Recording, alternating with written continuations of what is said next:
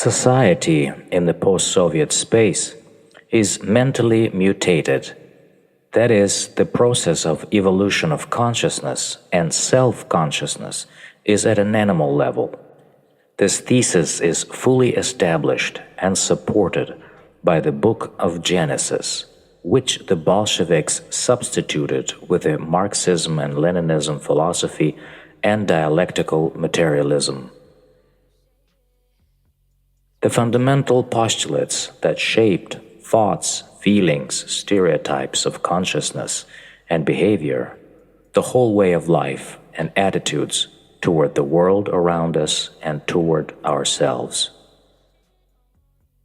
The first postulate, the primacy of matter, the secondary nature of consciousness, shifted the consciousness of the Soviet man to physiological and fleshly needs. So, physiological and animal instincts were hypertrophied. The meaning and purpose of the Soviet man was in endless domestic accumulation and consumption. The second postulate is that the source of life of any form of living matter is the struggle of opposites. This engenders a conflict in the self-consciousness and consciousness of the Soviet man and creates an aggressive impulse towards the self and its surroundings. Aggressiveness means destruction. So the domestic consumption of the Soviet man poses a threat to the creative man, who, at the expense of his religious and spiritual consciousness, is capable of creative labor and the exchange of products of labor with other creators in the form of monetary turnover.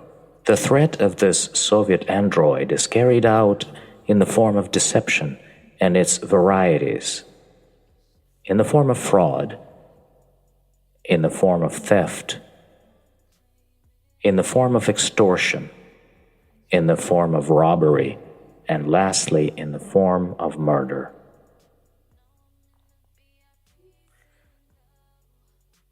The third postulate is the evolution of anthropogenesis up the unfolding spiral from simple to complex, from inanimate matter to living matter, which gives domestic consumption an impulse to increase quantity, quality, and disinhibition of sexual instinct.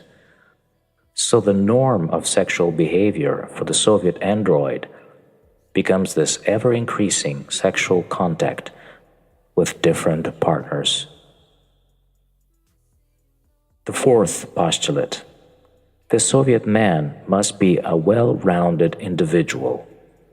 This creates in the person the impetus to achieve mental power over others, destroying their individuality and sexual self-identity. The Soviet child, when starting school, is required to learn all spheres of knowledge equally.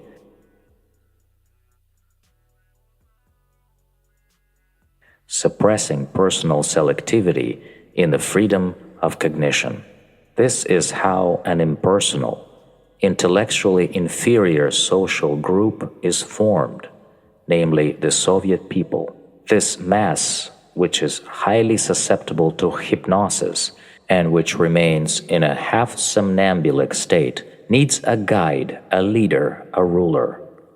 And so the fifth postulate, stating that willpower is the main instrument and tool of consciousness, explains the very essence of the emergence of the ruler and the way to achieve real political, economic, and state power.